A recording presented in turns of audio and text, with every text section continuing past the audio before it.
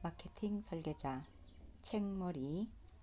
얼마 전에 샌디에고에 간 적이 있다. 피트라이프에서 드루 카놀과 어떤 작업을 하기 위해서였다. 피트라이프는 페이스북 팔로워가 120만 명이나 되지만 페이스북이 도입한 몇 가지 변화 때문에 방문자가 90%나 줄어들었다. 그래서 $97짜리 제품 하나를 파는데 $116나 되는 비용을 쓰고 있었고 적자 상태에서 허우적거리고 있었다. 드루의 팀은 내게 연락해서 두 가지 문제를 하소연하며 도움을 청했다.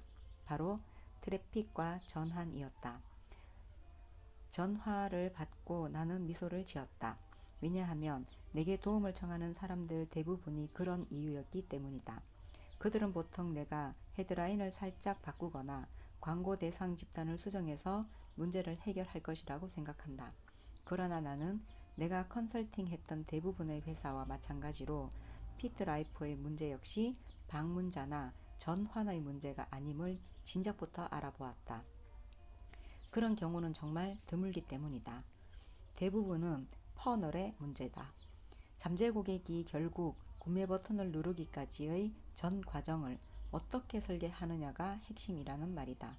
드루는 영업 관련 수치들을 보여주며 설명 뒤에 자기들이 얼마나 큰 고통과 좌절에 시달리고 있는지 모른다고 하소연했다. 그 이야기들을 모두 들은 뒤에 나는 다행히도 운이 좋은 편이니 너무 걱정하지 말라고 했다. 지금 여러분이 안고 있는 문제는 트래픽 문제도 아니고 전환 문제도 아닙니다. 그게 무슨 뜻입니까? 트래픽이 90%나 줄어들었고 고객이 상품을 구매하도록 전환하려면 적자를 감수해야 하는데 그게 문제가 아니라고요? 나는 차분하게 대답했다. 고객 한 사람을 확보하기에 충분한 비용을 지출할 수 없다는 점이 문제입니다. 이 문제를 바로잡는 방법은 세일즈 퍼널을 바로잡는 것입니다. 내가 멘토로 따르는 댄 케네디는 이렇게 말한 바 있다. 궁극적으로 보면 고객을 확보하는데 비용을 가장 많이 지출하는 기업이 이긴다. 피트라이프가 수익을 내지 못하는 이유는 고객을 확보하기 위한 비용으로 충분히 돈을 쓸 수 없기 때문이었다. 만일 피트라이프의 세일즈 퍼널을 제대로 고친 다음 $116를 써서 $97짜리 제품을 파는 게 아니라 그보다 두세 배를 번다면 전체 판도는 완전히 바뀐다. 한층 더 많은 곳에서 한층 더 많은 방문자들을 끌어들일 여유가 생기고 경쟁자들을 멀찌감치 따돌릴 수 있다. 지금보다 두세 배 많은 비용을 지출할 수 있지만 그럼에도 수익을 기하급수적으로 늘려나갈 수 있다. 그렇다면 우리는 피트라이프에 어떤 변화를 주었을까? 적자로 일관하던 피트라이프의 세일즈 퍼널을 어떻게 바꾸었기에 경쟁자들보다 더 많은 돈을 쓰면서 더 많은 트래픽과 고객, 더 많은 매출액을 달성할 수 있었을까? 바로 이것이 이 책에서 다루는 내용이다. 이 책은 내가 드루팀을 이끌고 갔던 것과 비슷한 길로 당신을 이끌 것이다.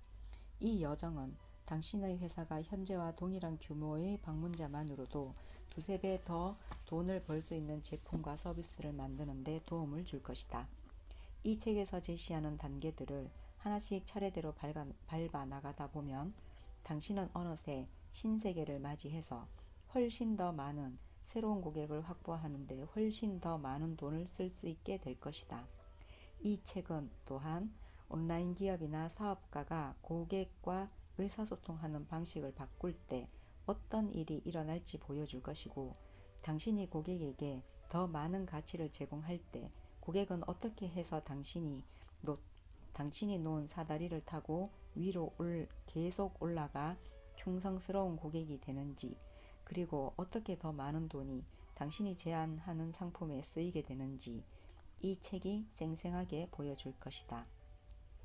닷컴의 비밀들 배후에 놓여있는 본질적인 개념들을 살펴본 다음에는 세일즈 퍼널의 여러 단계를 깊이 파고들며 각각의 단계에서 당신에게 필요한 여러 요소를 살펴볼 것이다. 맨 마지막에는 내가 컨설팅 의뢰를 받을 때 모든 회사를 대상으로 구사하는 10가지 핵심 세일즈 퍼널을 알려줄 것이다. 아울러 그 퍼널들의 각 단계에서 사람들을 전환시킬 때 내가 동원하는 모든 세일즈 스크립트도 알려주겠다. 검증이 끝난 이 퍼널들과 스크립트들은 그대로 사용할 수도 있고 회사의 특수성, 상황이나 조건에 맞게 수정해서 사용할 수도 있다. 자, 이 모든 비밀을 깨우치고 나면 어떻게 될까? 당신의 회사와 웹사이트는 평범하고 2차원적이었던 모습에서 3차원적인 판매 마케팅 기계로 바뀔 것이다. 새로운 고객을 거의 무제한으로 맞아들일 것이고 꾸준히 더 많은 돈을 벌어들일 것이며 가장 중요하게도 더 많은 사람들을 도울 수 있을 것이다. 서문. 나는 정크메일 중독자였다. 중독이 시작된 건 12살 때였다. 정크메일과 직접 반응 마케팅에 집착하게 된 그날 밤을 똑똑히 기억한다. 아버지는 어떤 일을 하면서 밤늦게까지 텔레비전을 보고 있었다. 평소 같으면 일찍 들어가 자라고 했을 텐데 아버지는 그날만큼은 어쩐 일인지 당신 옆에서 늦은 시간까지 텔레비전을 보는 걸 허락했다. 나는 무척 들떴다. 텔레비전에서 흘러나오는 뉴스가 흥미진진해서 그랬던 게 아니라 평소보다 더 많은 시간을 아버지와 함께 보낼 수 있었기 때문이다. 그러다가 뉴스가 끝났다. 나는 아버지가 자러 가라고 말하기를 기다렸다. 그런데 무슨 까닭에선지 아버지는 그러지 않았고 나는 다음 프로그램을 이어서 보았다. 그때 나온 건 심야 해설식 광고였다. 돈 라프레라는 사람이 출연해서 신문의 짧은 안내 광고로 돈을 버는 방법을 설명했다. 그가 어떻게 해서 나의 관심을 온통 사로잡았는지는 지금 생각해도 분명하지 않다. 게다가 아직 어렸을 때라 돈을 빠르게 버는 것이 가능하지 않다는 사실조차도 온전하게 이해하지 못했다. 내가 그 광고에 그렇게 매료되었던 이유는 라프레가 워낙 카리스마가 넘치는 인물이었기 때문인 것 같다. 이유가 무엇이었던 간에 그가 말을 시작하자마자 나는 곧 바로 낚여버렸다.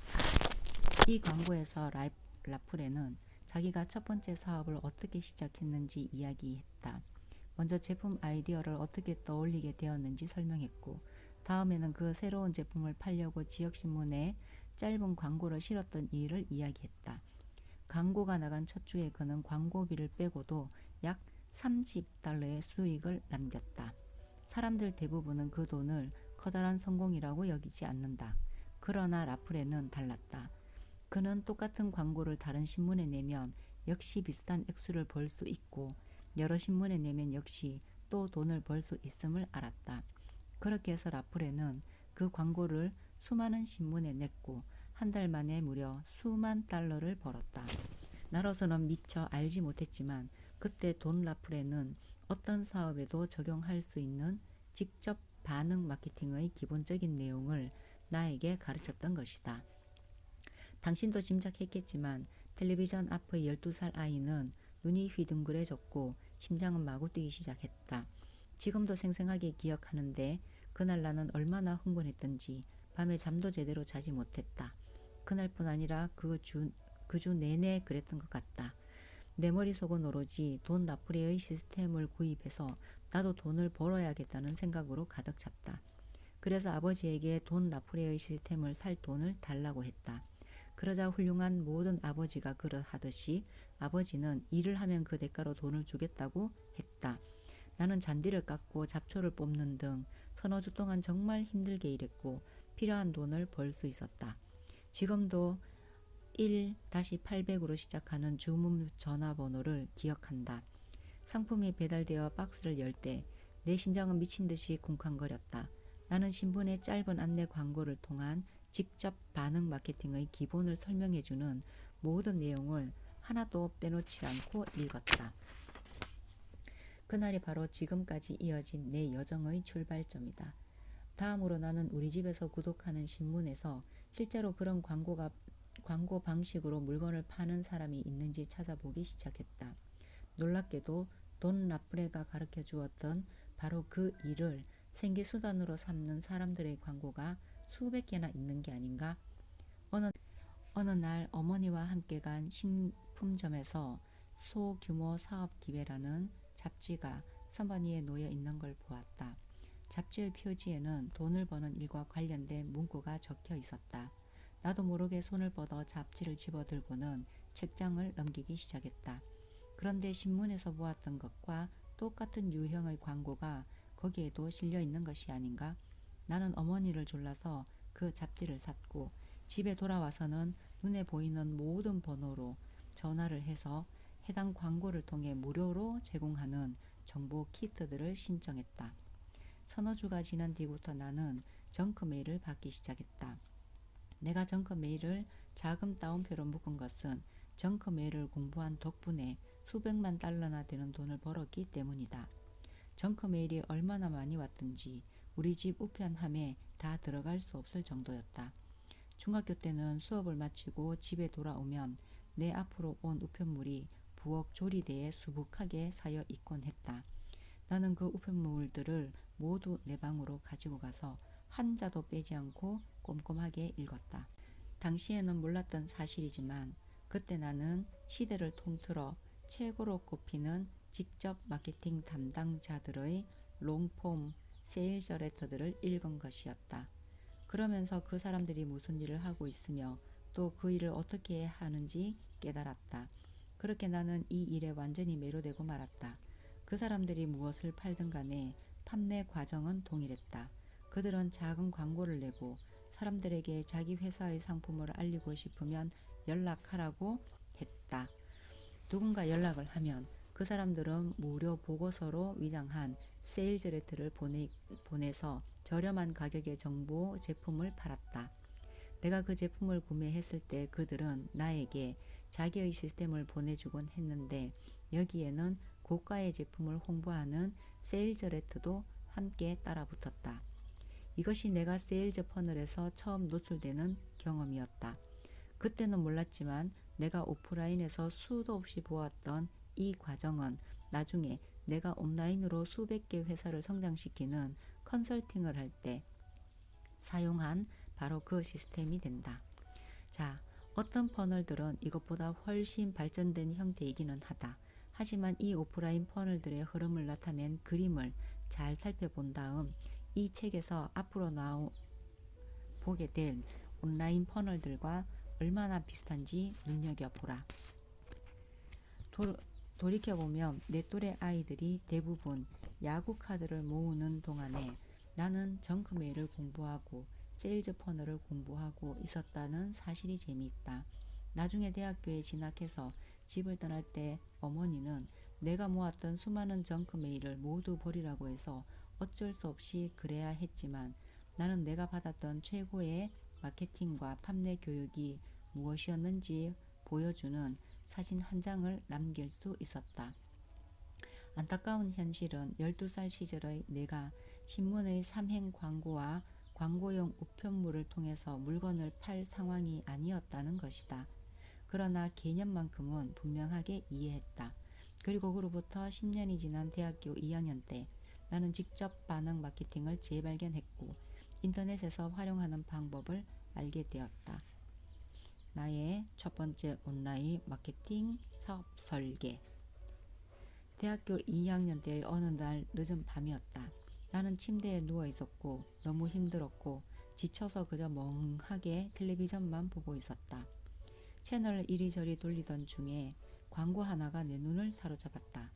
그 광고는 사람들이 온라인에서 웹사이트를 통해 어떻게 돈을 버는지를 설명하고 있었다. 그 순간 나는 좀 더 많은 공부가 필요하다는 걸 깨달았다. 나는 광고에 나오는 번호로 전화를 걸어서 지역 행사 입장권을 샀고 바로 다음 날 밤에 그 지역에서 왔던 홀리데이 호텔에서 열리는 세미나에 참석했다. 조촐하게 열렸던 그 세미나는 온라인 비즈니스와 직접 반응 마케팅을 향한 내 관심과 열정에 불을 땡겼다. 그 자리에서 발언자들이 한 말을 나는 지금도 생생하게 기억한다. 사람들은 인터넷으로 돈을 버는 방법을 놓고 이야기를 했는데 그 방법이라는 것이 놀랍게도 내가 어린 시절 배웠던 것과 똑같았다. 다른 점이 몇 가지 있긴 했다. 종이 우편을 사용하지 않고 이메일을 사용한다는 것, 잡지를 사용하지 않고 블로그를 사용한다는 것, 라디오를 사용하지 않고 팟캐스트를 사용한다는 것이 달랐다. 너무도 매력적이었고 나는 곧바로 낚이고 말았다. 나는 다른 사람들이 운영하는 웹사이트를 살피면서 그런 사업들이 어떻게 돈을 버는지를 공부했다. 그리고 본 것들을 정형화하기로 했다. 그 사람들에게 통하는 모델이라면 나에게도 통할 것이고 그러면 나도 돈을 벌 수 있을 것이었다. 그런 생각으로 다른 사람들이 온라인에서 판매하는 것과 비슷한 제품과 서비스를 마련했다. 내 웹사이트들은 다른 웹사이트들과 비슷했고 카피 문구들 역시 비슷했다. 그런데 어떤 이유에서인지 들인 노력에 비해서 소득은 변변치 않았다. 다른 사람들은 모두 잘 버는데 나만 왜 이런 걸까? 나는 좌절의 늪에서 허우적거렸다. 도대체 뭐가 잘못되었을까? 꼬박 2년이라는 세월 동안 연구하고 조사하고 또한 성공한 인터넷 판매자들을 만나서 이야기를 듣고 나서야 비로소 깨달았다. 온라인에서 보이는 것이 전부가 아니라는 사실을. 돈을 잘 버는 사람들은 언뜻 봐서는 잘 보이지 않는 여러 단계와 과정을 통해서 돈을 벌고 있었던 것이었다. 나는 사람들이 하는 사업 가운데서 지극히 작은 한 부분만 보고 모델링을 했을 뿐이다. 그러나 돈을 버는 이 마법에는 보통 사람들의 눈에 보이지 않는 부분이 따로 있었다.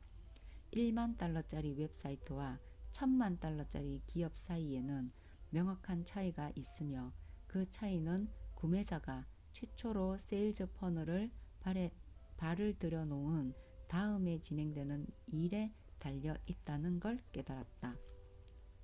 이 비밀들을 발견하고 또 통달하기까지는 여러 해가 걸렸다. 그러나 그렇게 하고 나자 내 회사의 매출은 한 달에 수백 달러에서 1년에 수백만 달러로 늘어났다.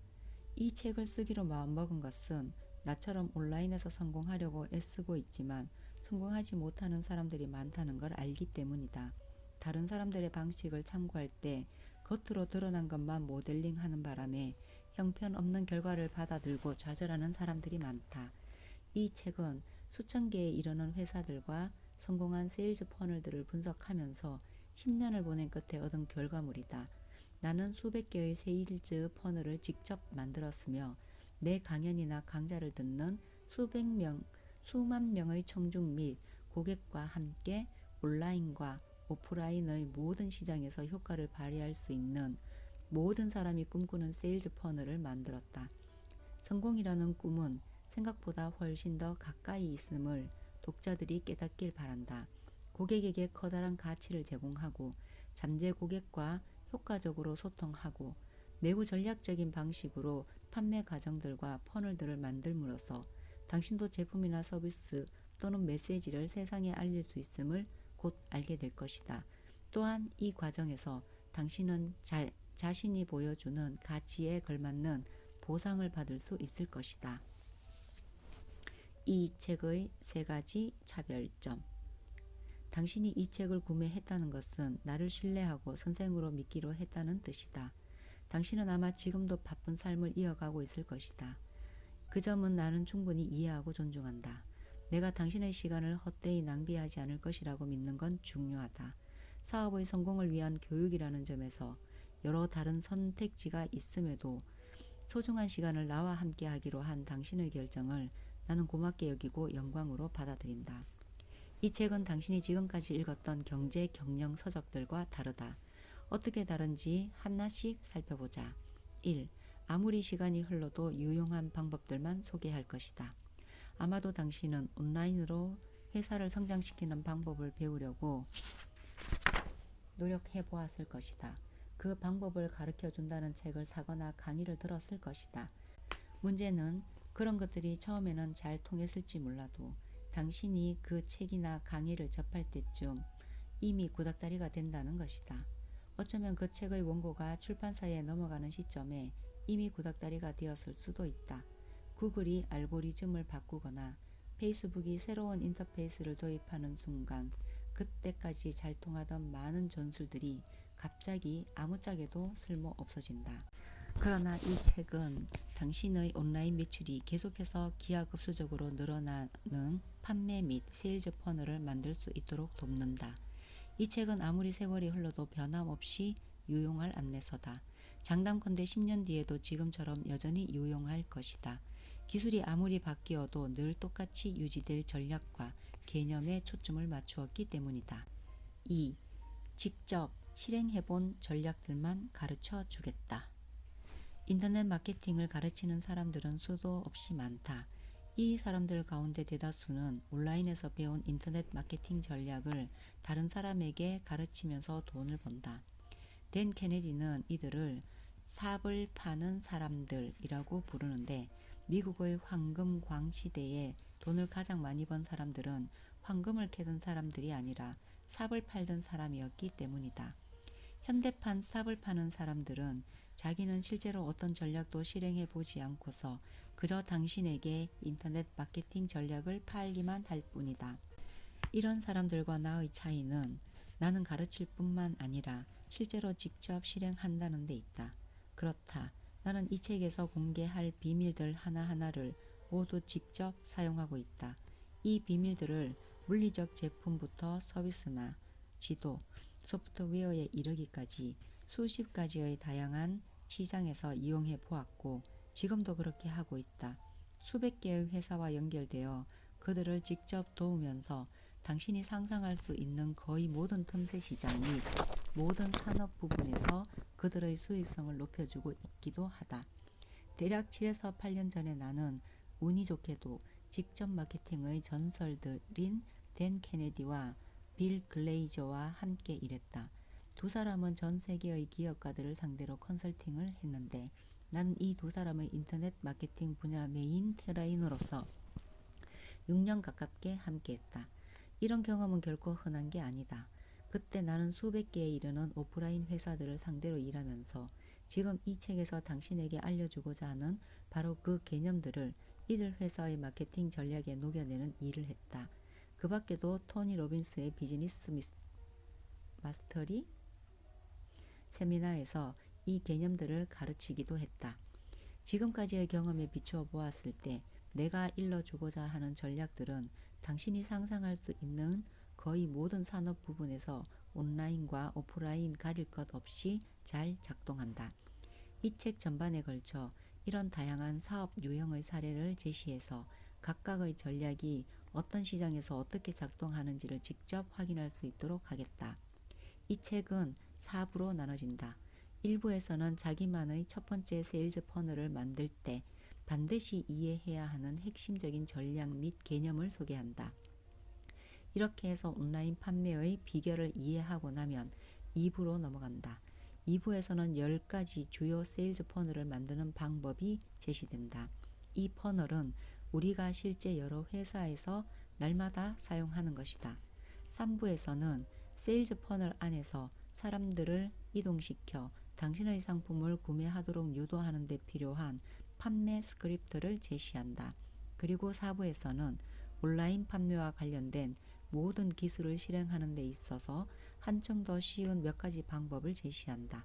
사람들은 늘 기술의 발목이 잡히곤 하는데 이 어려운 장애물을 훌쩍 뛰어넘는 데 이 책이 도움이 되길 바란다.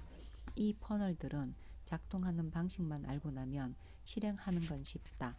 당신이 사용하려는 퍼널을 골라서 설정만 하면 되기 때문이다. 그렇다고 1부를 꼼꼼하게 읽지 않고 2부로 건너뛰는 건 좋지 않다. 그랬다가는 퍼널과 판매 스크립트가 제대로 작동하게 해주는 핵심 전략들을 배우지 못하게 된다. 나는 당신이 이 모든 것을 온전하게 이해하기를 바라며 그러려면 처음부터 끝까지 순서대로 읽어 나가야 한다. 3. 직관적인 개념 이해와 기억을 돕는 손글씨 그림을 곁들였다. 이 책 전체에 걸쳐서 개념을 쉽게 설명하는 모든 그림과 메모를 동원했다. 나는 전략이나 개념을 설명하면서 기본적인 도구로 그림을 사용하는데 이미지를 보고 곧바로 개념을 떠올릴 수 있도록 하기 위해서다. 나중에 당신이 고객이 더 많은 구매를 하도록 유도하는 세일즈 레터를 구성할 때나 장바구니 퍼널을 설정할 때 해당 손글씨 그림을 즉시 떠올릴 수 있을 것이다. 필요할 때 www.dotcom.se crets.com/resources 를 방문해서 원하는 것을 출력해도 좋다. 나는 직접 개발한 퍼널이나 스크립트와 관련된 그림을 모두 모아 필요할 때 곧바로 찾을 수 있도록 해둔다. 내가 가르친 몇몇 사람들은 배운 것을 쉽게 떠올릴 수 있도록 관련 도표나 이미지를 사무실 벽에 붙여두기도 한다. 한 번쯤은 이 책을 처음부터 끝까지 통독하기를 추천한다. 밖으로 드러나지 않는 빙산의 나머지 전모를 파악할 수 있을 것이다. 무엇보다 중요한 건 이 책에서 제시하는 개념들을 순서대로 이해해야 한다는 것이다. 그러니 먼저 이 책에서 다루는 모든 내용을 이해한 다음에 당장 도움이 될 개별 장으로 돌아가서 다시 한번 꼼꼼하게 살펴보기 바란다. 당신이 즐거운 마음으로 이 책에 흠뻑 빠질 생각을 하니 흥분된다. 자, 시작해보자. 파트 1. 공식 이해하기. 강력한 시스템을 이루는 필수 요소들. 챕터 0. 퍼널이란 무엇인가. 결혼한 지 얼마 안 됐을 때 얘기다. 보이즈 주립대학교 레슬링부에서는 결혼한 남자가 2명 있었는데 바로 네이트 플론이랑 나였다. 봄방학을 맞아 레슬링부 친구들은 자동차로 6시간을 달려서 라스베가스로. 파트 1. 공식 이해하기. 강력한 시스템을 이루는 필수 요소들. 퍼널이란 무엇인가. 결혼한 지 얼마 안 됐을 때 얘기다. 보이즈 주립대학교 레슬링부에서는 결혼한 남자가 2명 있었는데 바로 네이트 플론이랑 나였다. 봄방학을 맞아 레슬링부 친구들은 자동차로 6시간을 달려서 라스베이거스로 떠났지만 네이트와 나는 집에 박혀 있었다. 그해 초 결혼한 아름다운 아내들이 직업 없는 남편들 대신 생계를 꾸리느라 직장에 다녔기 때문이다. 2학년이었던 나는 마케팅을 공부하며 온라인 상품 판매를 배우고 있었다. 하지만 그때 내가 시도했던 일들은 거의 모두 실패로 끝났다. 이베이에서 물건을 팔려고 애를 썼지만 이런저런 비용을 빼고 나면 남는 게 거의 없었다. 오히려 늘 손해였다. 그래서 나는 광고 사이트 그레이그 리스트에서 드롭 배송과 판매를 시도했고 나중에는 온라인에서 다른 사람의 제품을 판매하는 제휴 판매업자가 되려고 노력했다. 그러나 돈이 된 건 하나도 없었다. 봄방학 사흘째 네이트와 나는 서로의 얼굴을 바라보며 무료하게 시간을 보내고 있었다. 우리에게는 어떤 종류이든 일이 필요했다. 아내가 퇴근하기를 기다리는 동안 즐겁게 할 수 있는 무언가가 필요했다. 그때 네이트가 바로 그 아이디어를 떠올렸다. 이바로 셀, 감자총 관심 없어? 감자총 얘기는 들어본 적이 있지만 그걸 실제로 본 적은 없었다. 네이트는 PVC 파이프를 여러 개 붙여서 감자총을 만들 수 있다고 했다. 연결한 파이프가 바짝 마른 뒤에 감자를 파이프 안에 우겨넣고 헤어스프레이를 분사한 다음 거기에다 작은 불꽃을 일으키기만 하면 감자가 수백 미터나 날아간다고 했다. 그 말을 듣고 나니 직접 만들어서 사격해보고 싶었다. 그러지 않고서는 도저히 참을 수 없을 정도로 흥분되었다. 그런데 딱 한 가지 문제가 있었다. 만드는 법을 모른다는 것이었다. 우리는 곧바로 감자총 만드는 방법을 가르쳐주는 웹사이트를 뒤졌다. 조사하는 동안 흥미로운 사실들을 무척 많이 알게 되었다. 예를 들자면 약실 대비 총열의 용량 비율이 정확하지 않으면 감자가 충분히 멀리 날아가지 않는다는 사실을 배웠다. 압축가스는 어떤 걸 사용해야 하는지, 총열의 적정 압력은 어느 정도인지 등 중요한 세부사항도 여럿 알아냈고 그뿐 아니라 이 모든 작업을 안전하게 하려면 어떻게 해야 하는지도 배웠다. 우리가 감자총에 대해 많은 것을 알아내기까지는 그리 많은 시간이 걸리지 않았다. 정보로 무장한 우리는 첫 번째 감자총을 만들 준비를 모두 마쳤다. 우리는 홈디포에 가서 파이프, 접착제, 바베큐 점화기 등 필요한 것들을 모두 산 다음 며칠 동안 감자총을 만들며 시간을 보냈다. 그리고 마침내 완성된 감자총을 들고 한적하고 안전한 장소를 찾아가서 사격을 시작했다. 지금 돌아보면 인생 최고의 순간 중 하나로 꼽힐 만큼 신나는 시간이었다. 우리는 그 주가 가기 전에 감자총 몇 자루를 더 만들었다. 감자총과 관련해서 여러 가지 계획을 세워보기도 하고 심지어 우리만의 독특한 감자총 디자인을 만들기까지 했다. 그 다음 주 월요일에 새학기가 시작되었다. 재무학 시간이었는데 나는 강의를 들으며 야외에서 감자총을 쏘면 얼마나 재미있을까 하는 생각에 빠져 있었다. 그러다 문득 어떤 생각이 떠올랐다. 여기 있는 사람들 중에 감자총 만드는 방법 찾아본 사람 또 있을까? 매달 구글에서 얼마나 많은 검색이 이루어졌는지 알려주는 웹사이트가 있다. 나는 그런 웹사이트 중 하나에 들어가서 감자총이라는 단어를 검색했다. 그랬더니 그 달만 해도 1만 8천 명이 넘는 사람이 이 단어를 검색했다는 결과가 나왔다. 당시만 하더라도 감자총 제품을 파는 곳이 없었고 유료 감자총 설계도를 파는 곳도 없었으며 감자총에 대한 세부적인 사항을 가르쳐주는 전문가도 없었다. 무료로 정보를 주는 곳은 많았지만 상품을 파는 웹사이트는 한 곳도 없었다. 그 순간 기회가 왔다는 생각이 머리를 스쳤다. 나는 감자총에 대해서라면 누구보다도 많은 걸 알고 있었으니 그렇다면 그저 감자총 제품을 만들어서 팔기만 하면 되는 것 아닌가? 나는 곧바로 네이트에게 전화를 걸어 감자총 제작 영상을 만들자고 설득했다. 우리는 소형 비디오 카메라 한 대를 빌린 다음 홈디포에 가서 제품 제작 과정을 처음으로 영상에 담기 시작했다. 작은 문제도 생겼다. 촬영을 시작하자 직원이 다가와서 뭘 하는 건지 물었다. 우리는 감자총 제작 과정을 영상으로 기록하는 중이라고 답했다. 그러자 홈디포에서는 그 일로 빚어질 결과에 대해서 책임지고 싶지 않았던지 우리를 쫓아냈다. 그래서 우리는 다른 홈디포로 갔다. 이번에는 직원들 몰래 촬영했다. 카메라를 재킷 아래 숨겼다가 직원이 보지 않을 때 얼른 꺼내서 감자총을 만들려면 어떤 재료들을 사야 하는지 알려주는 영상을 녹화했다.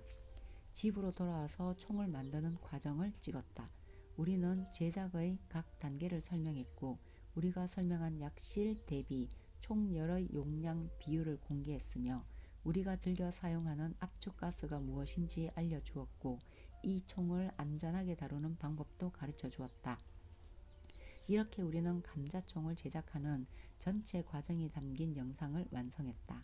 그런 다음에는 이 영상을 온라인에서 판매할 DVD로 만들었다. 지금도 생생히 기억하는데 우리의 제품은 온라인에서 팔겠다는 생각에 무척 흥분되고 신이 났다. 우리는 DVD를 여러 장 굽고 웹사이트 설정을 한 다음 장바구니에 담기 버튼을 추가했고 이것을 장바구니와 연결시켰다. 그러고는 구글로 가서 광고를 구매했다.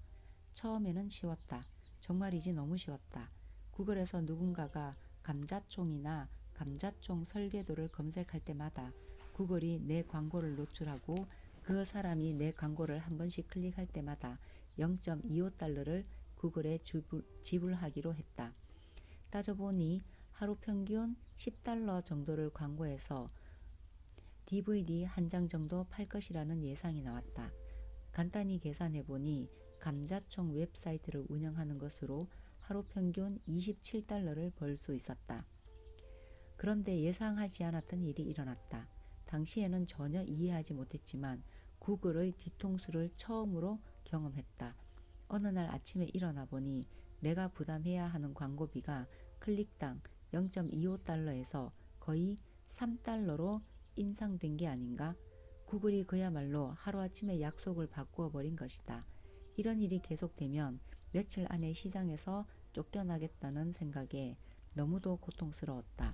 주말 동안 손해 규모가 얼마나 될지 예상해 보았다. 그랬더니 날마다 광고비로 50달러를 써서 37달러짜리 DVD 하나를 팔아 13달러씩 손해를 본다는 계산이 나왔다. 실망이 컸다. 그날 아침 나는 인터넷 판매의 기회는 끝났다고 판단하고 구글 광고 구매를 중단했다. 인터넷은 이제 더는 나처럼 소규모 판매업자들을 위한 게 아니었다. 그 뒤로 자책감에 휩싸여 몇 주를 보냈다. 그러다가 어느 날 친구 마이크 필세임의 전화를 받았다. 그 친구도 나와 비슷한 사업을 하면서 온라인으로 정보 상품을 판매하고 있었다. 구글한테 뒤통수 맞는 거 좀 회복됐어? 아니, 광고 구매 중단했어. 지금은 뭘 해야 할지 모르겠네. 그러자 그 친구가 미소 짓는 소리가 들렸다. 이봐, 우리가 알아냈어.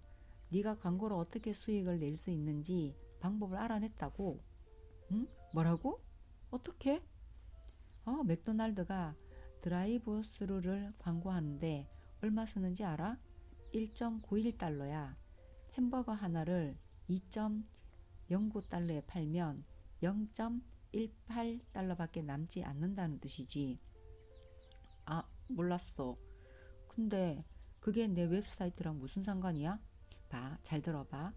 손님이 햄버거를 주문한 다음에 판매원이 다음과 같은 마법의 질문을 하는 거야. 햄버거와 함께 드실 감자튀김과 콜라도 사시겠습니까? 라고 말이야. 이 상향 판매 금액은 1.77달러야. 그러면 맥도날드는 상향 판매로 고객당 1.32달러의 수익을 남기는 거야. 1.32달러면 최초 판매액에서 남는 수익이 8배나 되잖아. 그 친구는 무척 흥분해서 말했지만 나는 그게 나와 무슨 상관이 있는지 금방 깨닫지 못했다. 그러자 그는 자기도 구글한테 뒤통수를 맞아봤는데 맥도날드처럼 고객에게 상향 구매를 유도하는 식으로 전략을 짰다고 말했다. 구글에게 지불해야 하는 광고비가 올랐지만 매출을 8배로 올릴 수만 있으면 광고를 계속 사도 수익성을 한층 더 높일 수 있다는 것이었다. 그 친구는 자기 사이트 몇 개를 보여주었다. 이 사이트들은 내가 한 번도 본 적이 없는 방식으로 설정되어 있었다. 어떤 고객이 방문해서 자기가 파는 제품을 구매하고 나면 그 다음 페이지에 상향 구매를 유도하는 특별한 제안인 단 한 번의 제안을 해서 고객이 주문을 추가할 수 있게 만든 것이다. 그는 이 제안을 본 사람들은 3명 가운데 1명꼴로 상향 구매를 하며 상향 구매가 일어날 때마다 훨씬 더 많은 돈을 벌기 때문에 광고를 계속 사고도 수익성을 유지할 수 있다고 설명했다. 그 말을 듣는 순간 나는 그 모든 과정이 선명하게 이해됐다. 근데 잠깐, 나는 뭘 상향 판매하는 상품으로 내놓지? 나한테는 감자총 DVD밖에 없단 말이야. 그렇게 말하고 잠깐 생각한 뒤에 나는 이렇게 덧붙였다. 그런데 내 고객들이 가장 불만스러워하는 게 파이프며 바베큐 점화기 같은 감자총을 제작하는 데 들어가는 물품을 따로 사러 가야 한다는 거야. 그러자 그 친구가 환호성을 질렀다. 그거야! 완벽해! 네 고객이 DVD를 사면 감자총을 만드는 데 필요한 모든 것을 담은 키트를 배송해 줄 테니 구입하라는 특별한 제안을 하는 거야. 전화를 끊은 뒤에 나는 인터넷을 뒤져서 감자총 제작 키트를 파는 사람이 있는지 찾아보았다. 그런 사람이 있었다. 아이다호주 북쪽에 사는 사람이 이 키트를 만들고 있었다.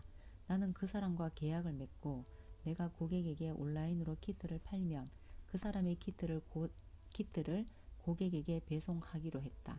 그런 다음 판매 과정에 단순한 상향 구매 페이지를 추가하고 다시 광고를 샀다. 그리고 일어난 일은 내 인생을 송두리째 바꾸어 버렸다. 구글은 하루 광고비로 50달러를 요구했지만 내 고객 3명 중 1명이 197달러의 감자총 키트를 추가로 구매하기 시작했다. 이 말은 DVD 구매자 1명당 평균 65달러씩 추가로 구매한다는 뜻이었다. 그래서 이제는 하루에 50달러를 광고비로 지출했지만 한 번 구매 주문을 받을 때마다 평균 102달러의 매출을 올렸기 때문에 DVD 하나를 팔 때마다 52달러 수익을 낼 수 있었다. 그래서 나는 구글한테 뒤통수를 맞기 전보다 더 많은 돈을 벌었다. 이 과정에서 나는 스스로 깨닫지 못한 채 생애 최초의 세일즈 퍼널을 만들었으며 그럼으로써 두 가지 놀라운 일을 할 수 있었다. 1. 고객에게 보다 나은 경험을 제공한다. 감자총 키트를 제공하겠다는 특별한 제안을 함으로써 나는 고객에게 이전보다 훨씬 더 나은 만족을 제공할 수 있었다. 2. 고객 한 사람을 확보하기 위해 훨씬 더 많은 돈을 지출한다. 심지어 클릭당 $3 혹은 그 이상의 광고비를 지출하더라도 나는 수익성을 유지할 수 있었다. 감자총 시장에서는 경쟁자가 없었다. 그렇지만 그때 나는 소중한 교훈을 얻었다. 댄 케네디는 그 교훈을 다음과 같이 잘 정리했다. 궁극적으로는 고객 한 사람을 확보하는데 가장 많은 비용을 쓸 수 있는 회사가 승리한다. 이 회사는 잠재 고객의 가치를 경쟁사보다 높게 설정함으로써 경쟁에서 이긴다. 내 상품을 사는 나의 고객 한 사람 한 사람의 가치가 상대적으로 더 높았기 때문에 나는 그 고객들을 붙잡는데 더 많은 돈을 쓸 수 있었다. 만약 나의 경쟁자가 그 시장에 함께 있었다면 어땠을까? 그 경쟁자는 광고비 상승으로 사업을 접었을 것이고 나는 더 번창해서 모든 방문자들을 독점할 수 있었을 것이다. 이 간단한 퍼널 하나가 내 사업을 하루아침에 완전히 바꾸어 놓는 것을 지켜본 뒤에 나는 이 퍼널이야말로 어떤 회사에도 적용할 수 있으며 고객의 총 구매액을 적극적으로 늘릴 수 있음을 깨달았다. 그 뒤 나는 이 퍼널에 집착했고 수십 개의 다른 산업 부분에서도 이 퍼널을 추가하기 시작했다. 나는 이 퍼널을 이용해서 다음과 같은 상품들을 팔았다. 속독 강좌, 유아 신체 언어 관련 도서, 쿠폰 활용 강좌, 데이트 강좌, 식품 보조제, 다이어트 강좌, 네트워크 마케팅, 애플리케이션, 기타 등등. 그 시기에 우리는 이 기본적인 퍼널 외에도 다른 여러 유형의 퍼널을 개발하겠다는 혁신의 노력을 그야말로 미친 듯이 했다. 수백 가지 아이디어를 테스트했고 다양한 상황에서 사용할 수 있는 수십 가지 퍼널을 발견했다. 2부에서는 내가 운영하거나 컨설팅하는 회사들에서 날마다 사용하는 10가지 주요 퍼널을 따로 소개할 것이다. 이 퍼널들은 고객 확보, 고객 충성심 강화, 총 구매액 증가 등 각기 목적이 다른데 이 퍼널들 각각을 활용하면 당신의 회사도 기하급수적인 성장을 할 수 있다. 나는 이 퍼널들을 직접 관여하는 회사들뿐 아니라 정보 회사부터 실제 제품을 판매하는 회사와 서비스 기반의 회사까지 당신이 상상할 수 있는 모든 범주에 속하는 여러 유형의 회사들과 공유하기 시작했다. 나에게 우리 회사에도 퍼널이 필요합니까? 라고 묻는 사람을 자주 보는데 이런 질문을 받을 때마다 나는 당신의 회사가 잠재 고객이나 매출을 필요로 한다면 늘 그렇지요? 라고 대답한다. 잠재 고객을 창출하고 싶은가? 그렇다면 거기에 맞는 퍼널들이 있다. 제품을 판매하고 싶은가?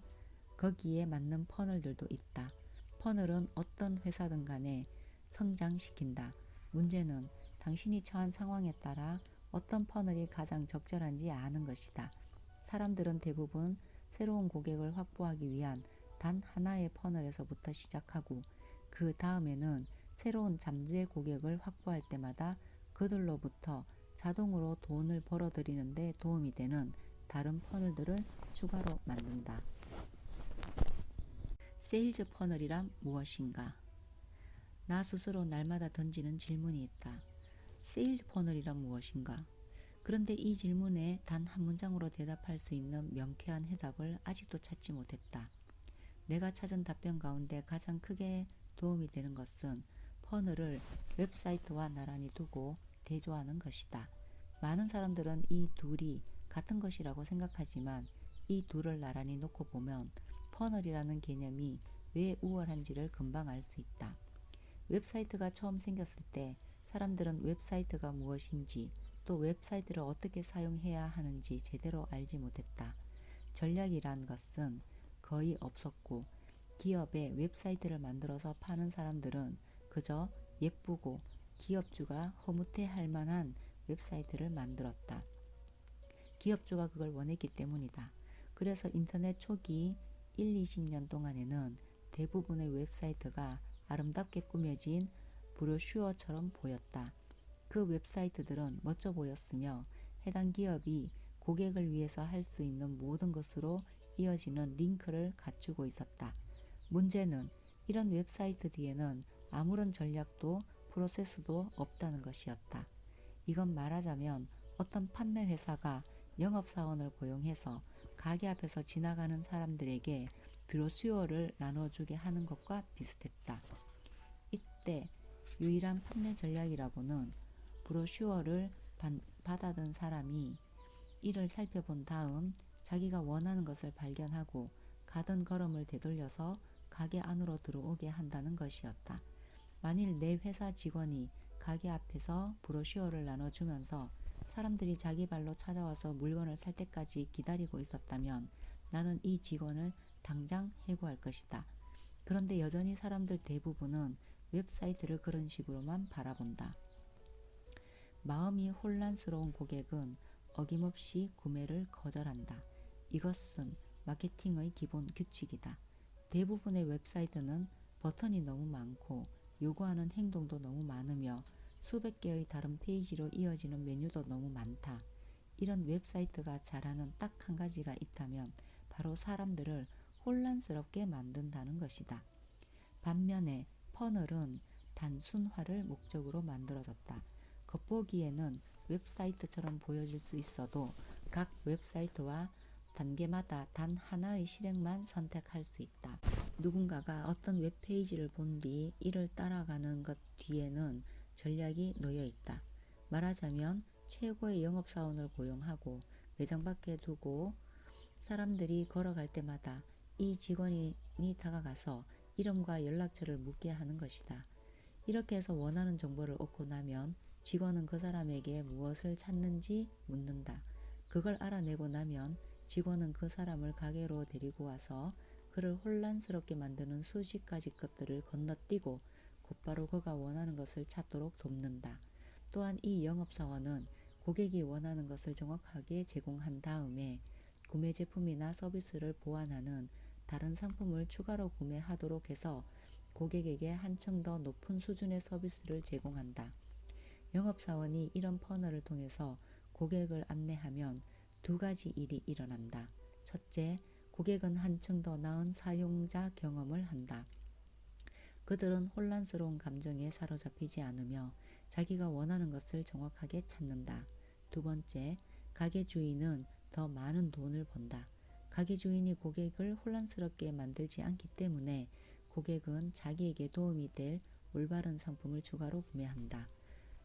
바로 이것이 퍼널 안에서 일어나는 과정이다. 나는 이름과 연락처, 정보를 확보한다는 단 하나의 뚜렷한 목표가 있는 페이지로 방문자를 안내한다.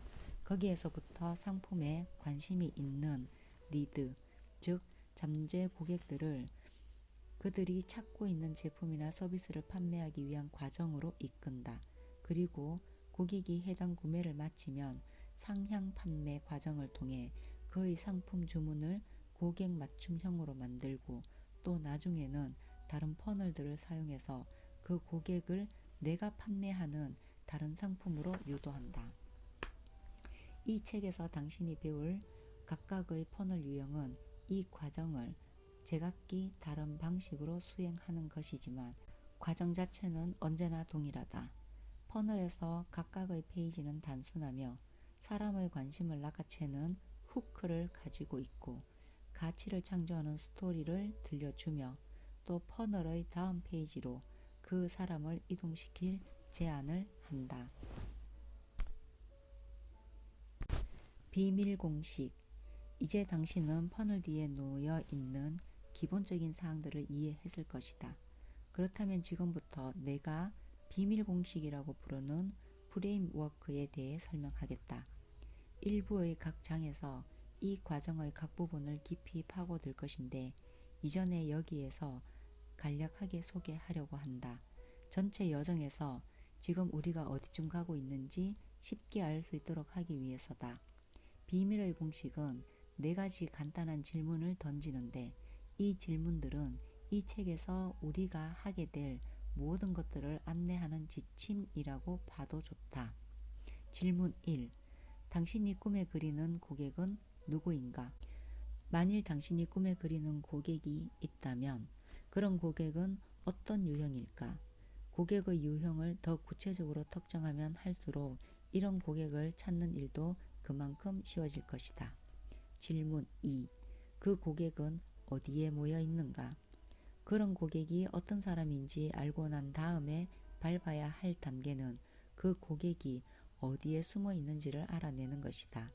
이 사람들은 온라인상에서 주로 어디에서 시간을 보낼까? 그곳을 정확하게 특정할 수 있을 때 그들을 세일즈 퍼널로 유도하는 일은 한결 쉬워진다. 질문 3. 그 고객들의 관심을 사로잡기 위해 당신이 사용할 수 있는 미끼는 무엇인가? 그 고객들이 어디에 있는지 안 다음에 할 일은 고객의 관심을 사로잡을 미끼를 던지는 일이다. 고객의 관심을 사로잡은 다음에는 그들과의 관계를 맺어나갈 스토리를 들려주고 내가 제안하는 상품에 대해서 고객이 인지하는 가치를 높여야 한다. 그 다음에는 고객이 나의 세상으로 들어와서 그것들을 구매하겠다는 실제 선택을 하게 만들 필요가 있다. 질문 4. 그 고객들을 위해 만들 수 있는 독특한 결과는 무엇인가? 고객이 나의 세상에 들어왔다면, 그래서 고객이 찾는 결과를 제공하려면 나는 무엇을 해야 할까? 고객이 당신에게 찾아온 것은 당신의 제품을 원해서가 아니라 특별한 결과를 원해서다. 그렇다면 고객에게 한층 더 높은 수준의 서비스를 제공하고 그들의 삶을 진정으로 바꾸어 놓을 결과를 주기 위해서 당신이 더 많은 가치를 제공하고자 한다면 과연 어떤 과정을 거쳐야 할까? 이 4가지 간단한 질문은 일부를 구성하는 기본적인 틀이다. 이 책에서 배우는 다른 모든 것들은 바로 이 4가지 질문 구조의 어딘가에 딱 들어맞을 것이다.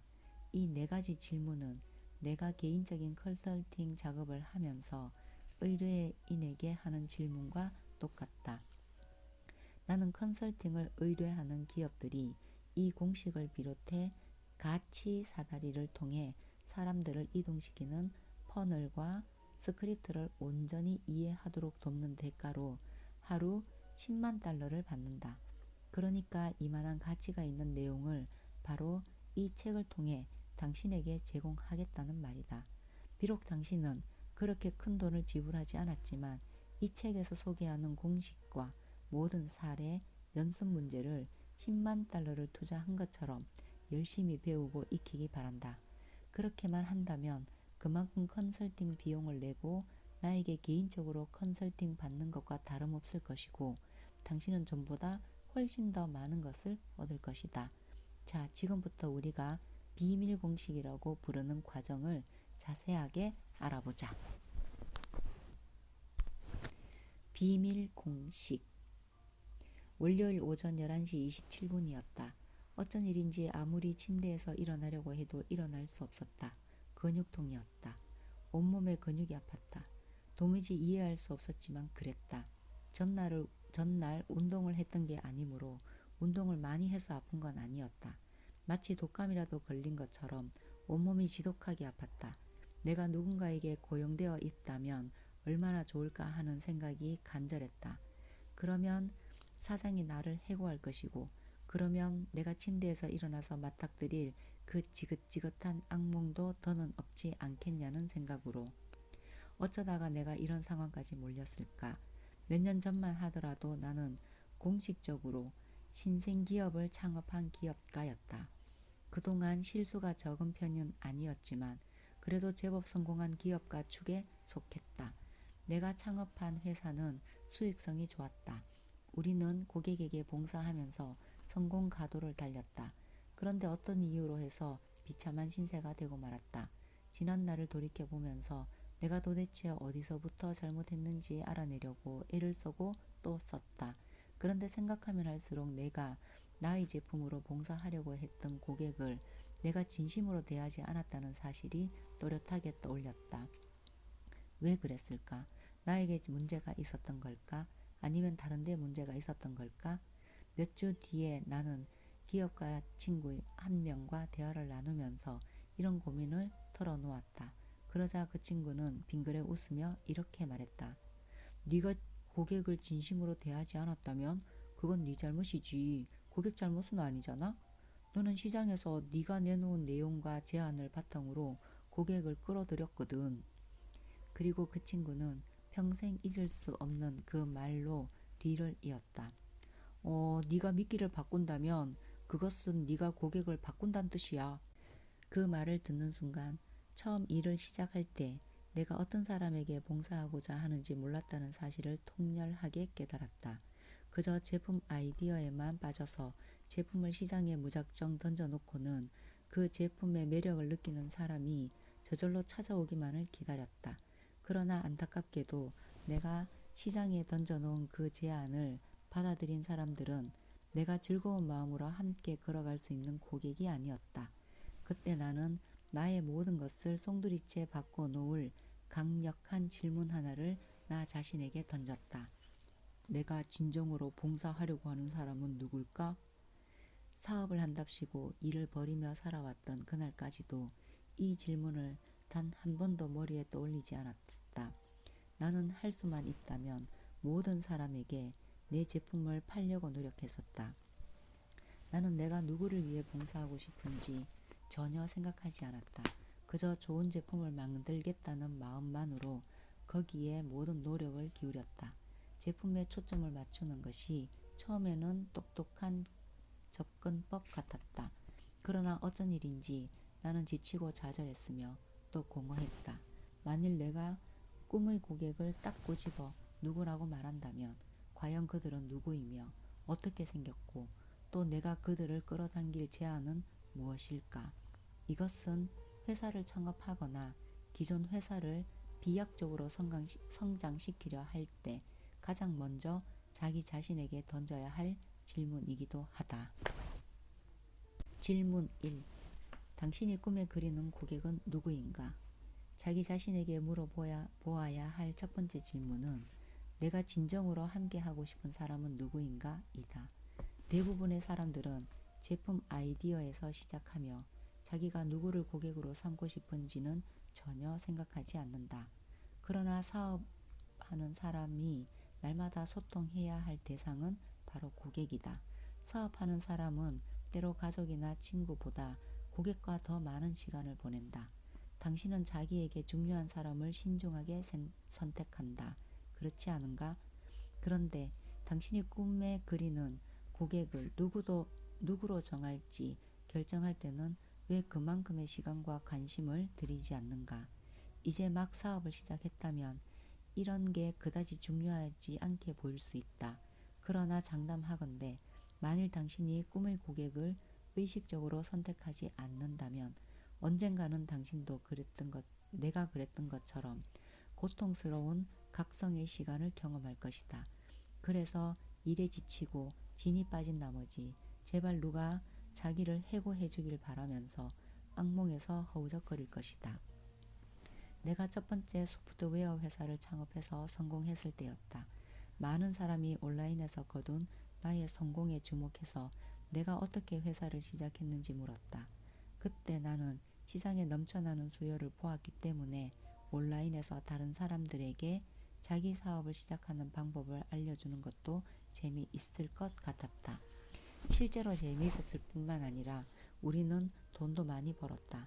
창업을 원하는 사람들이 많았고 그 사람들을 가르치는 게 돈이 되었기 때문이다. 물론 단점도 있었다. 그 사람들 대부분이 돈이 없었던 것이다. 사업 경험이 전혀 없는 사람들이 대다수였다. 그래서 나는 기초적인 사항들에 많은 시간을 투자해야 했고 그건 나로서는 미칠 만큼 힘든 일이었다. 나는 엄청나게 가치가 큰 것을 가지고 있었다.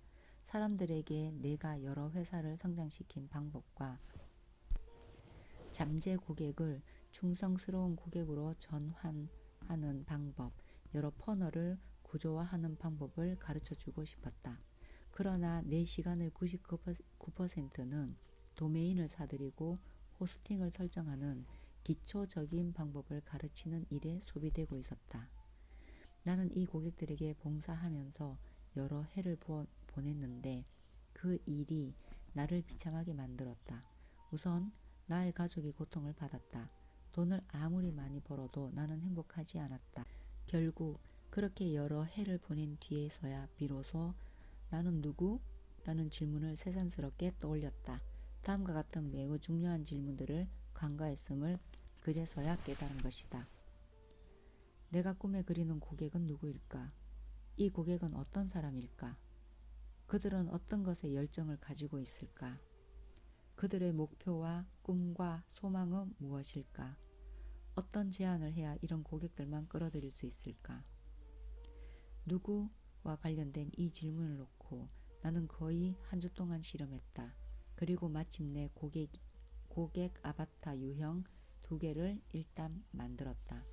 하나는 내가 함께 일하고 싶은 남자를 대표하는 아바타이고, 다른 하나는 내가 함께 일하고 싶은 여자를 대표하는 아바타였다. 여자 아바타에게는 줄리라는 이름을 붙였다.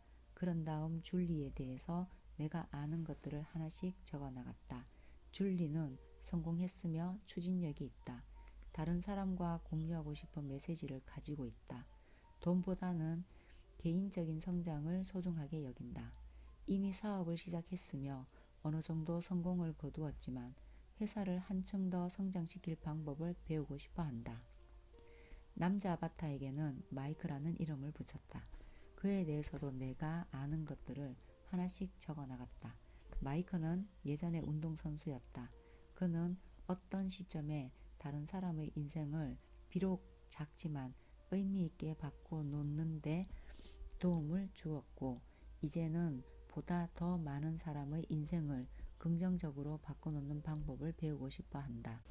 돈보다는 성장을 소중하게 여기며 이미 자기 회사를 가지고 있지만 한층 더 강력한 영향력을 가지길 원하고, 또 자기 회사를 성장시킬 방법을 배우고 싶어 한다.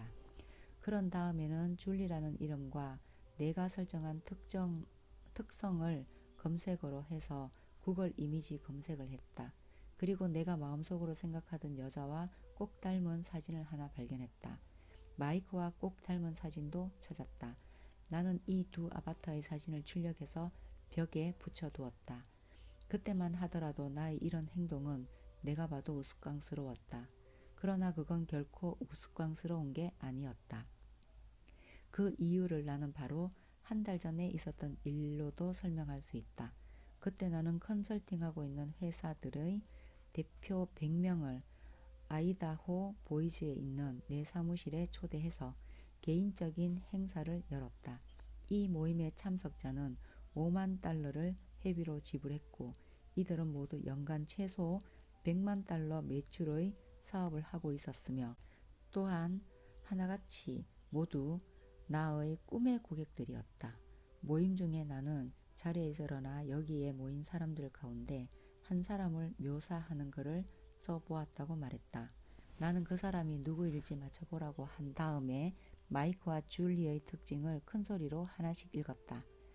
자기가 그 특징에 해당된다고 생각하는 사람은 손을 들어보라고 했더니 참석자 대부분이 손을 들었다. 그 자리에 모인 나의 고객들이 대부분 줄리와 마이크였던 것이다. 그제야 나는 그 사람들에게 털어놓았다. 사실은 6년 전에 내가 꿈꾸던 고객 아바타의 특성을 구체적으로 적은 다음 이 사람을 나의 고객으로 끌어당길 제안과 콘텐츠 제작에 초점을 맞추어 왔다고. 그로부터 6년 뒤에 내가 주의를 끌려고 했던 고객 100명과 한 자리에 앉아 있다고. 물론 우스꽝스러운 행동처럼 보일 수 있지만 어쨌거나 자기가 꿈에 그리는 고객을 구체적으로 특정하는 작업은 매우 중요하다. 이 작업은 당신의 사업과 회사를 바꾸어 놓을 것이며 당신의 인생을 바꾸어 놓을 것이다. 어떤 고객을 위해서 일하고 싶은지 시간을 내서 곰곰이 생각해보라. 그 사람들의 특징을 하나하나 적은 다음에 이 특징들을 보여줄 실제 이미지를 찾아보라. 당신이 생각하는 이상적인 고객에 대해 흐릿한 이미지가 아니라 생생하게 살아있는 구체적인 이미지를 가질 때 당신의 시각이 어떻게 달라지는지 경험해보면 깜짝 놀랄 것이다.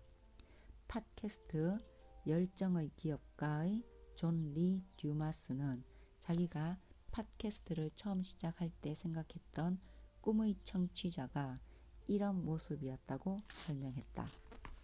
열정의 기업가가 어떤 모습이어야 할지 알아내려고 고민했지만 그건 내가 도저히 감당할 수 없을 정도로 어려운 일이었다.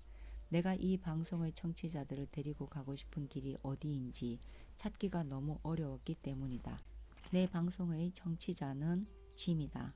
지미는 37살이고 아내와 2아이가 있다. 아이들은 5살과 3살이다. 지미는 날마다 자가용으로 출근하는데 출근 시간은 25분이다. 출근하면 칸막이가 있는 자리에 앉는데 그 자리를 9시간 동안 지키고 앉아서 하기 싫은 일을 한다. 퇴근해서 집으로 가는 데는 35분이 걸린다. 출근길보다 퇴근길이 조금 더 막힌다. 퇴근하면 아이들과 놀고 저녁 먹고 아이들을 재우고 아내랑 이런저런 이야기를 하면서 보내고 잠자리에 들기 전에는 날마다 자기가 처한 상황을 자조하고 한탄한다. 혼자 소파에 앉아 자신에게 이런 질문을 던지면서 나는 왜 깨어있는 시간의 90%를 내가 전혀 즐기지 못하는 일을 하면서 보낼까? 내가 좋아하지도 않는 직장에 출근해서 내가 좋아하지도 않는 일을 하고 퇴근해서 가족과 함께 시간을 보내지만 좋아하는 일을 하는 시간은 내가 깨어있는 시간의 10%밖에 되지 않잖아. 지미는 나의 아바타다. 지미는 출퇴근 때 운전하면서 팟캐스트 방송 열정의 기업가를 들은 사람이다. 지미는 이 방송을 들으면서 방송에 출연한 초대 손님이 기업가로서 자기가 맞았던 최악의 순간들을 들려줄 때 실패해도 괜찮고 실패를 통해서 교훈을 얻을 수 있다는 사실을 이해할 수 있다. 퇴근길 내 방송의 초대 손님이 깨달음의 순간을 말할 때 지미는 그런 깨달음의 순간을 어떻게 맞이했는지에 대해 생각하고 그 순간을 성공의 계기로 삼는 방법을 배울 수도 있다. 밤에 혼자 소파에 앉아서 신세를 한탄하기보다는 내 방송의 초대 손님이 전하는 최고의 조언이나 애독서나 혹은 자기가 좋아하는 자료에 대한 이야기를 듣고 결정적인 깨달음을 얻을 수도 있다. 그래서 나는 내 팟캐스트 방송이 나아갈 방향과 관련해서 궁금한 점이 있을 때마다 아바타 지미를 찾아가서 만일 지미가 나라면 어떻게 할까? 하고 묻는다. 그러면 지미가 해주는 대답이 바로 정답임을 나는 깨닫는다. 만약 당신이 진심을 다해 어떤 사람의 모습을 설정하고서 이 사람은 정말 내 팟캐스트 방송의 완벽한 청취자야 라고 말할 때 당신은 그 사람을 속속들이 알게 된다. 그 사람이 주로 어디에서 슬렁거리는지, 어떤 페이스북 그룹에 속해 있는지, 그 사람에게는 어떻게 광고해야 할지, 그리고 페이스북에서 어떤 광고 문구가 그들에게 매력적으로 다가가서 그 사람이 다운로드를 하게 만드는지 알게 된다는 말이다. 바로 이 사람이야말로 당신의 이상적이고 완벽한 고객이다. 어쩌면 당신도 지금 이 사람을 상상하고 있을지 모른다. 그래서 이 사람이 당신 앞에 떠오를 때마다 당신은 내가 제일 좋아하는 고객과 꼭 닮았군요 라고 말할 것이고 그 사람은 내가 당신이 가장 좋아하는 고객인 거 나도 알아요 라고 말할 것이다. 이 사람이 바로 당신이 끌어당기고 싶은 바로 그 사람이다. 그래서 만약 당신이 자기의 이상적인 청취자가 누구인지 곰곰이 생각해서 알아낸다면 그 시점부터 모든 것이 바뀌어서 당신이 내리는 모든 결정은 그 사람이 기준이 될 것이다. 팟캐스트 방송에 담은 모든 콘텐츠는 바로 그 아바타 한 사람을 위한 것이다.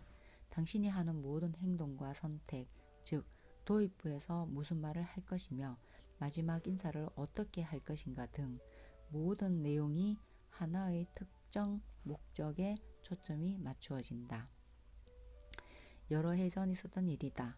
나의 고급 코칭 프로그램인 이너클럽의 회원인 딘 홀랜드와 로빈 홀랜드 부부가 영국에서 화장품 브러쉬 회사를 창업했다. 로빈이 다낭성 난소증후군이라는 질환을 앓고 있었기 때문에 두 사람은 특수한 브러쉬 제품을 개발했고, 이 브러쉬들은 여자가 화장을 통해서 한층 높은 자존감과 자신감을 갖는 데 도움이 되었다. 두 사람은 훌륭한 기업가라면 당연히 할 수 있는 일을 했다. 즉 브러쉬를 제작할 사람을 찾았고 재고 수준을 적정하게 유지했으며 세일즈 퍼널을 만들었고 또 이 화장용 브러쉬를 필요로 하는 전 세계 여성에게 팔기 시작했다.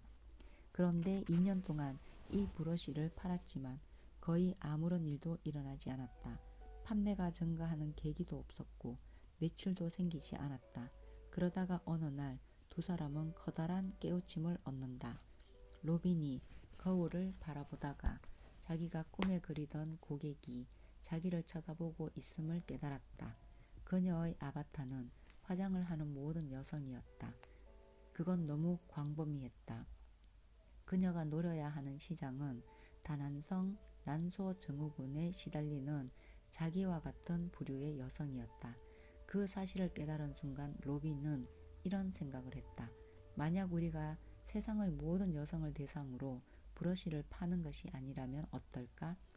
우리 고객의 아바타를 거울에 비친 내 모습으로 바꾼다면 어떻게 될까? 그래서 두 사람은 자기들이 상상하는 꿈의 고객 아바타를 바꿨다. 그에 따라 세일즈 퍼널에 있는 랜딩 페이지에 나오는 단어들을 자기 고객 아바타와 일치하는 특정 고객에 맞도록 바꾸고 광고도 해당 고객을 사로잡을 미끼로 바꾸었다. 또 꿈의 고객에 초점을 맞춰서 회사의 구조도 바꾸었다. 그랬더니 모든 게 바뀌었다. 회사의 전년도 수익이 34,000달러 정도였지만 꿈의 고객에 초점을 맞춘 뒤 처음 2달 동안의 수익만 10만 달러가 넘었다. 그 2달 동안 1년치로 예상했던 재고 물량이 모두 소진되었다. 결국 제품을 새로 주문해서 마련하는 동안 광고를 중단해야 했을 정도로 전략 수정은 성공을 거두었다. 그 변화는 제품을 바꾸는 데 비롯된 게 아니다.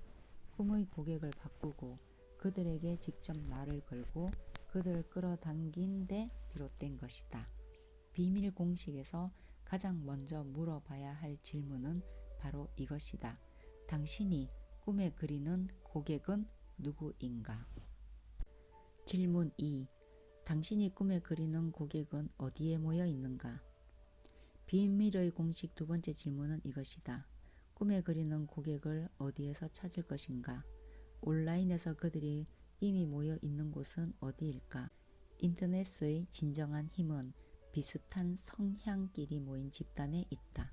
인터넷의 구석진 곳들에 있는 신도들의 모임들은 전통적인 미디어가 비싼 대가를 요구하는 그 모든 장벽과 장애물을 굳이 넘지 않고서도 당신이나 나 같은 사람들이 사업에 빠르게 뛰어들어서 성공할 수 있는 발판이 된다. 내가 신도들의 모임이라는 표현을 썼는데 이 단어를 보면 맨 먼저 떠올린 생각은 무엇인가? 신도라는 단어에서 당신은 분명 종교를 떠올렸을 것이다.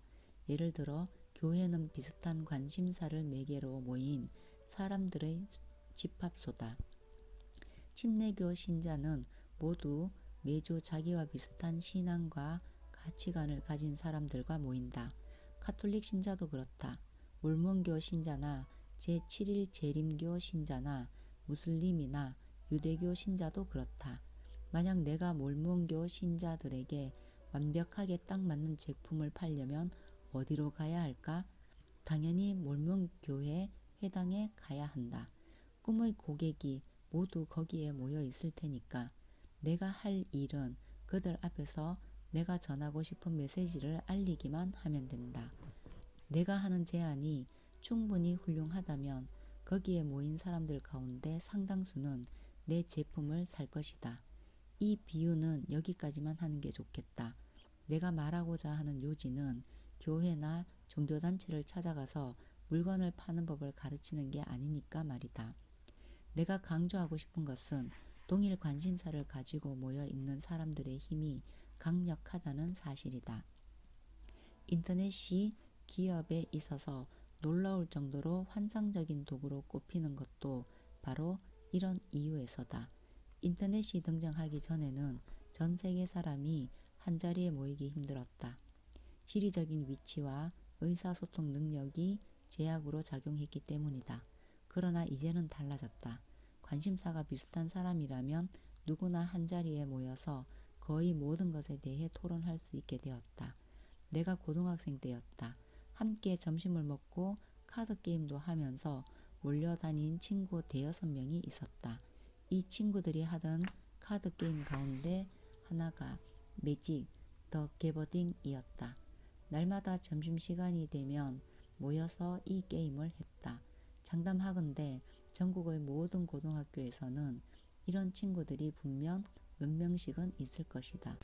물론 서로 알지는 못했겠지만 말이다. 인터넷이 등장하기 전에는 그랬다. 제각기 지리적으로 고립된 채 자기들끼리만 어울렸다. 다른 학교의 다른 집단과는 알지도 못했고 연락이 닿지도 않았다. 이 학생들은 판매 대상으로 설정한 마케팅 담당자가 있었다면 이 사람이 한 고등학교에서 5명과 연락하고 다시 다른 학교에서 3명과 연락한 다음에 또 다른 고등학교에서 6~7명과 연락하기란 쉽지 않았을 것이다. 물론 그렇게 연락하는 데 성공할 수도 있겠지만 비용이 많이 들었을 것이다. 그러나 지금은 다르다. 내가 다녔던 고등학교에 다니는 5~6명의 아이들은 인터넷 덕분에 전 세계의 다른 아이들과 함께 모여서 매직 더 게더링 게임을 할 수 있다. 이들은 온라인의 이런저런 포럼에 모여서 시간을 보내며 지구 반대편에 있는 사람들과도 카드게임을 한다. 지금은 매직 더 게더링 게임을 사랑하는 사람들이 모여 있는 곳에서 판매할 제품이 있다면 온라인에 접속해서 그들이 어디에 있는지 찾아낸 다음 판매를 유도하는 메시지를 전달하기만 하면 된다. 이 일은 쉽고도 경제적으로 바뀌었다. 또 다른 사례가 있다. 나는 대학생 시절에 레슬링부 소속이었다. 그때는 모든 학생이 밤마다 2시간 동안 자습실에서 과제를 했다. 그곳에서 나는 자연스럽게 레슬링부 친구들 옆자리에 앉았고 우리는 함께 온라인을 들락거리며 빈둥거렸다. 그런데 언젠가 하루는 모든 친구가 내가 보고 있던 바로 그 웹사이트를 보고 있었다. 우리는 그달의 레슬링 소식을 두고 잡담을 나누었으며 또 며칠 뒤에 벌어질 흥미진진한 큰 경기를 놓고도 한마디씩 했다. 밤마다 우리 레슬링부 소속 친구들은 한 명도 빠지지 않고 자습실에 2시간 동안 모여서 과제는 하지 않고 레슬링 플랫폼인 더 매트에 접속해서 레슬링 이야기를 했던 것이다. 그런데 흥미롭게도 이것과 비슷한 일은 미국 전역의 대학교에서도 일어났다. 대학생 레슬링 선수들 뿐만 아니라 고등학생 선수들과 그들의 부모 그리고 레슬링 팬들까지도 모두 즉 레슬링을 좋아하는 거의 모든 사람들이 인터넷상의 한 장소에 모여서 모두가 무척이나 사랑하는 레슬링 이야기로 꽃을 피웠다. 자, 어떤 사람이 레슬링 관련 제품을 팔려 한다고 치자. 이 사람은 무엇을 해야 할까? 나라면 레슬링을 좋아하는 사람들이 모여 있는 곳을 찾아낸 다음에 그 사람들 앞에 미끼를 던지겠다. 정말 단순하지 않은가? 당신이 상상할 수 있는 그 어떤 것이든 간에 특정 제품이나 서비스에 관심을 가지고 한자리에 모인 사람들은 늘 있기 마련이다. 당신이 참여하는 온라인 게임은 어떤 것들이 있는가? 아마 당신이 관심 있는 대상은 적어도 10개는 넘을 것이다. 그리고 당신이 소중하게 여기는 것을 두고 여러 사람이 모여서 대화를 나누는 인터넷 공간이 어딘가에는 분명히 있을 것이다. 자, 이제 당신이 꿈에 그리는 고객을 확보한다는 차원에서 그런 모임에 대해 깊이 생각해보라. 사람들이 이미 참여하고 있는 모임은 무엇인가? 스스로에게 다음과 같은 질문을 던져보자. 꿈의 고객이 드나드는 최고의 웹사이트는 어떤 것이 있는가? 그 고객들은 어떤 그룹이나 게시판에 글을 올리며 모임에 참여하는가? 그 고객이 참여하는 페이스북 그룹은 어떤 것들이 있는가? 그 고객이 페이스북이나 인스타그램에서 팔로우하는 인플루언서들은 누구인가? 그 고객은 어떤 팟캐스트 방송을 듣는가? 그 고객이 구독하는 이메일 뉴스레터는 어떤 것들이 있는가? 그 고객이 자주 찾아가는 블로거는 어떤 것들이 있는가? 그 고객은 유튜브에서 어떤 채널을 구독하는가? 그 고객이 정보를 찾을 때 사용하는 구글 검색어는 어떤 것들이 있는가? 관심사가 같은 사람들의 모임의 핵심 개념을 이해하고 나면 자기 웹페이지로 방문자를 유도하는 일은 믿을 수 없을 정도로 쉬워진다. 마케팅 책임자가 할 일은 자기가 고객으로 모시고 싶은 사람이 누구인지 알아낸 다음 그러한 고객들이 자기들끼리 이미 모여 있는 곳이 어디인지 알아내는 것이다. 질문 3. 꿈에 그리는 고객의 관심사를 사로잡기 위해 당신이 사용할 수 있는 미끼는 무엇인가? 그 고객이 어디에 있는지 안 다음에는 그들의 관심을 사로잡을 올바른 후크를 만들어야 한다. 이 후크는 당신이 꿈의 고객에게 스토리 하나를 들려줄 동안 그들의 관심을 붙잡아두는 광고다. 이 스토리의 목표는 고객과 친밀감을 쌓는 한편 당신의 제안을 거부해야 한다는 고객의 잘못된 믿음을 깨뜨리는 것이다.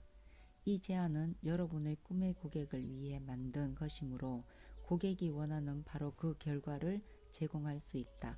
이 단계는 정확하게 수행하기만 한다면 당신이 표적으로 삼은 고객들만 끌어당길 것이며 표적이 아닌 고객은 제외될 것이다.